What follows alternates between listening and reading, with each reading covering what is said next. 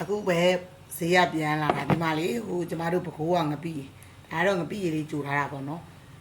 မွေးနာပဲပြီးရေခဲတစ်တာလေးကိုထည့်ထားမယ်ဒီငပိရေလေးကိုဘာလို့လဲကိုကငပိရေမရှင်းမရဘူးငပိရေကအသက်ကိုအတွက်အသက်ဒါလေးကတော့ဒီမနက်စားဖို့ဖြောထားတာလေဒီမှာပြီးတော့ဒီမှာတမယာကြီးစိတ်ကလေးနဲ့တန်ရင်ဒီလေးနဲ့မလေးအကျော်လေးနဲ့စားပါအောင်ပြီးရလေးစားစမ်းမယ်လေ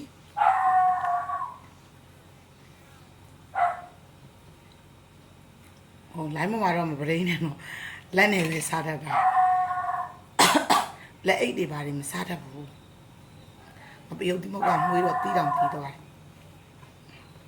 လာလေကြပါဖိတ်ခေါ်ပါတယ်အလေလဲခေါ်တယ်လာခဲ့ဘာလို့လဲဆိုတော့လေကိုကကြတော့အလုတ်ကတစ်ဖက်နဲ့ဆိုတော့ကိုကမဖြစ်ဘူးចောင်းသားကလည်း3ယောက်တောင်ရှိတာလေចောင်းသား3ယောက်တောင်ရှိတာဆိုတော့တယောက်ကတော့အဆောင်ဝင်သွားပါပြီဒီနေ့ဟို2ယောက်ကတော့ចောင်းတက်ဒီအပြင်ចောင်းမှာလည်းတက်တယ်လေကိုကသူတို့ကြတော့ချက်ပြုတ်လုပ်ပြီးညာမတမရသေးစိတ်လေးနေ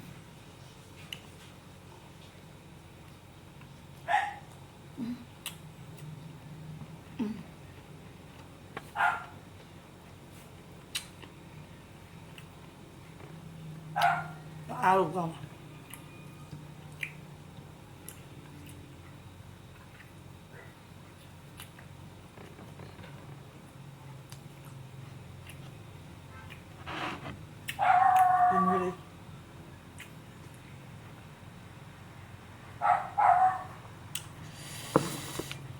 ဟုတ်လေ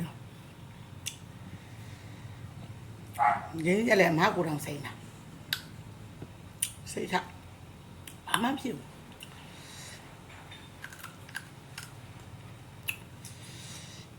းကိုယ်တိုင်ဆိုတော့ရေကို9ရေလောက်တုံးလိုက်တာလေ